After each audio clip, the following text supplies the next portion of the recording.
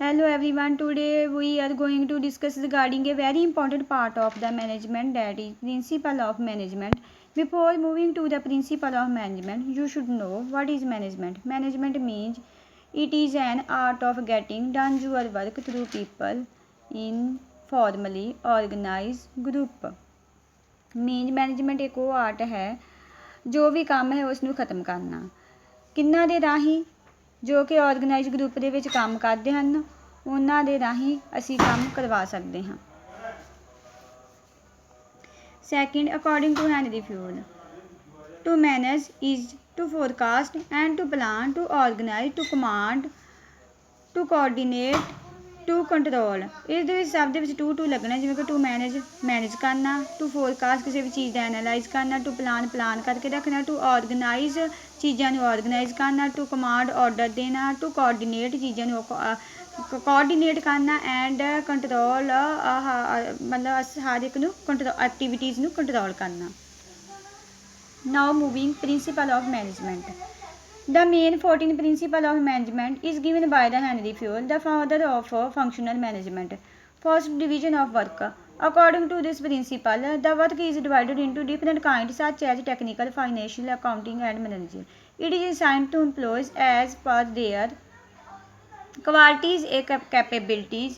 Means if you have a work for a job, a manager divide work and giving to the right person. For example, principal divide the subject and give to different teacher to that division of work. Division of work the means ਹੈਗਾ ਵਾ ਕਿ ਜੇਕਰ division of work the means ਹੈਗਾ ਕਿ ਕਿਸੇ ਵੀ ਕੰਮ ਨੂੰ divide ਕਰਨਾ। ਕਿਸੇ ਵੀ ਕੰਮ ਨੂੰ ਡਿਵਾਈਡ ਕਰਨ ਦੇ ਵਿੱਚ ਕਿਸ ਤਰ੍ਹਾਂ ਕਰਨਾ ਹੈਗਾ ਕਿ ਜਿਹੜੇ ਵਰਕਰ ਹੈਗੇ ਉਹਨਾਂ ਦੇ ਵਿੱਚ ਕੰਮ ਦੇ ਵਿੱਚ ਜਿਹੜਾ ਮੈਨੇਜਰ ਹੈਗਾ ਉਹਨੂੰ ਚਾਹੀਦਾ ਹੈਗਾ ਵਾ ਕਿ ਜਿਹੜੇ ਕੰਮ ਨੂੰ ਡਿਵਾਈਡ ਕਰ ਦੇਣਾ, ਅਲੱਗ-ਅਲੱਗ ਦੇ ਲੋਕਾਂ ਦੇ ਵਿੱਚ ਕੰਮ ਵੰਡ ਦਿੱਤਾ ਜਾਵੇ। ਜਿਵੇਂ ਕਿ ਇੱਕ ਪ੍ਰਿੰਸੀਪਲ ਜਿਹੜਾ ਹੈਗਾ ਵਾ ਉਹ ਸਬਜੈਕਟ ਡਿਵਾਈਡ ਕਰ ਦਿੰਦਾ ਗਾ ਅਲੱਗ-ਅਲੱਗ ਟੀਚਰਸ ਦੇ ਵਿੱਚ। Second, authority and responsibility. Authority ਦਾ ਮਤਲਬ ਹੀ ਹੈਗਾ ਕਿ ਕਿਸੇ ਵੀ ਚੀਜ਼ ਦਾ ਡਿਸੀਜ਼ਨ ਲੈਣਾ ਹੈਗਾ। Means right to give order for manager. He will write to give an order. You should do like that. You should do like this. Responsibility means the teacher is responsible to complete the subject. Authority, ਜੇਕਰ manager ਨੂੰ authority ਦਿੱਤੀ ਜਾਵੇ ਕਿ ਉਹ ਸਬ ਆਰਡੀਨੇਟ ਤੋਂ ਕੰਮ ਕਰਵਾਵੇ ਤੇ teacher ਜਿਹੜਾ ਹੈਗਾ ਰਿਸਪੌਂਸਿਬਿਲਿਟੀ ਟੀਚਰ ਦੀ ਇਹ ਹੁੰਦੀ ਹੈ ਕਿ ਉਹ ਕੰਪਲੀਟ ਆਪਣੇ ਸਬਜੈਕਟ ਨੂੰ ਕੰਪਲੀਟ ਕਰਾਵੇ। Third, discipline. Employee must obey and respect the rules govern the organizations. Mean following the rules and regulations of an institution and organizations. ਇਸ ਦੇ ਵਿੱਚ ਕੀ ਹੈਗਾ ਡਿਸਪਲਿਨ ਦੇ ਵਿੱਚ ਜੇਕਰ ਐਮਪਲੋਈ ਨੂੰ ਚਾਹੀਦਾ ਹੈ ਕਿ ਸਭ ਨੂੰ ਰਿਸਪੈਕਟ ਦੇਣ ਅਤੇ ਆਰਗੇਨਾਈਜੇਸ਼ਨ ਦੇ ਰੂਲਸ ਨੂੰ ਫੋਲੋ ਕਰੇ। Unity of command. Each member of organisation should receive order from only one supervisor. Unity of command ਦੇ ਵਿੱਚ ਕੀ ਹੈਗਾ ਵਾ ਕਿ ਇਹਦਾ ਮੀਨਜ਼ ਇਹ ਹੈਗਾ ਕਿ ਐਮਪਲੋਈ ਦਾ ਹਰ ਇੱਕ ਐਮਪਲੋਈਜ਼ ਦਾ ਇੱਕ ਹੀ ਸੁਪਰਵਾਈਜ਼ਰ ਹੋਣਾ ਚਾਹੀਦਾ। Unity of direction. This principal state that there should be one head and one plan in every organization. For example, for every group there should be only one director or one leader. They should provide the direction only one person. Unity of direction ਦੇ ਵਿੱਚ principal ਇਹ ਦਰਸਾਉਂਦਾ ਹੈਗਾ ਕਿ ਮਤਲਬ ਕਿ ਇੱਕ object ਨੂੰ ਅਚੀਵ ਕਰਨ ਦੇ ਲਈ ਜੋ ਟੀਮ ਬਣਾਈ ਗਈ ਹੈ ਉਸ ਟੀਮ ਨੂੰ ਗਾਈਡੈਂਸ ਇੱਕ ਹੀ ਮੈਂਬਰ ਤੋਂ ਮਿਲਣੀ ਚਾਹੀਦੀ ਹੈ।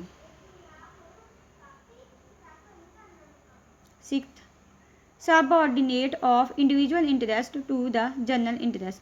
According to the principle, the interest of an individual must be given less importance than the interest of the organizations. Manager ਨੂੰ ਇਹ ਪ੍ਰਿੰਸੀਪਲ ਇਹ ਦਰਸਾਉਂਦਾ ਕਿ ਮੈਨੇਜਰ ਨੂੰ ਡਿਸੀਜਨ ਲੈਣ ਟਾਈਮ ਪੂਰੇ ਗਰੁੱਪ ਦੇ ਇੰਟਰਸਟ ਨੂੰ ਧਿਆਨ ਵਿੱਚ ਰੱਖ ਕੇ ਲੈਣਾ ਚਾਹੀਦਾ ਹੈ, ਨਾ ਕਿ ਸਿੰਗਲ ਇੰਪਲੋਏ ਦੇ ਇੰਟਰਸਟ ਨੂੰ। Seventh, centralisation and decentralisation. According to this principle, there must be a proper balance between centralization and decentralization. ਇਸ ਪ੍ਰਿੰਸੀਪਲ ਦੇ ਅਨੁਸਾਰ ਸੈਂਟਰਲਾਈਜੇਸ਼ਨ ਐਂਡ ਡੀਸੈਂਟਰਲਾਈਜੇਸ਼ਨ ਦੇ ਵਿੱਚ ਇੱਕ ਬੈਲੈਂਸ ਹੋਣਾ ਚਾਹੀਦਾ। ਰਿਮਿਡੇਸ਼ਨਸ। Employee must be give proper salary and wages according to their capacity. ਹਰ ਇੱਕ employee ਦੀ ਜਿਹੜੀ ਆ ਪ੍ਰੋਪਰ ਸੈਲਰੀ ਅਤੇ ਵੇਗਿਸ ਹੋਣਾ ਚਾਹੀਦਾ ਵਾ ਉਹਨਾਂ ਦੀ ਕੰਮ ਕਰਨ ਦੀ ਕਪੈਸਿਟੀ ਅਤੇ ਉਹਨਾਂ ਦੇ ਵਰਕ ਦੇ according. 9th, line of authority scalar chain. Scalar change means nothing there should be a unbreakable chain from the top level management till lower level management. ਇਹਦੇ ਵਿੱਚ ਜਿਹੜੀ ਹੈਗੀ ਆ ਟੌਪ ਲੈਵਲ ਮੈਨੇਜਮੈਂਟ ਤੋਂ ਲੈ ਕੇ ਲੋਅਰ ਲੈਵਲ ਮੈਨੇਜਮੈਂਟ ਤੱਕ ਇੱਕ unbreakable chain ਹੋਣੀ ਚਾਹੀਦੀ ਹੈ order.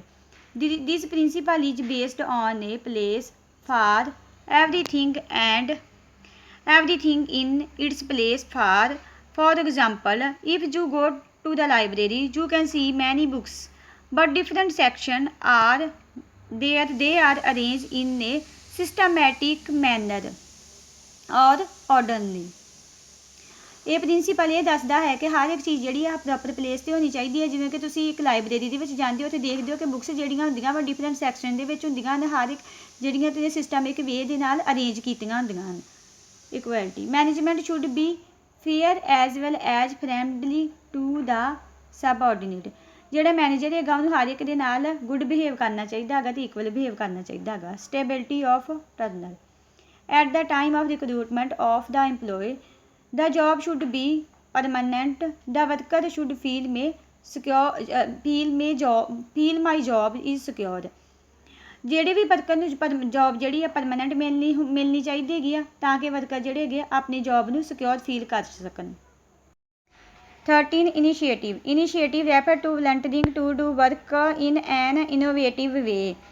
According to Henri Fayol, employees ਨੂੰ ਆਪਣੇ ਨਵੇਂ ਆਈਡੀਆ ਐਕਸਪ੍ਰੈਸ ਕਰਨ ਦਾ ਹੱਕ ਹੋਣਾ ਚਾਹੀਦਾ। ਪ੍ਰਿੰਸੀਪਲ ਇਹ ਦਰਸਾਉਂਦਾ ਹੈ। 14 ਐਸਪ੍ਰਿਟ ਦੀ ਕੋਪਸ means teamwork.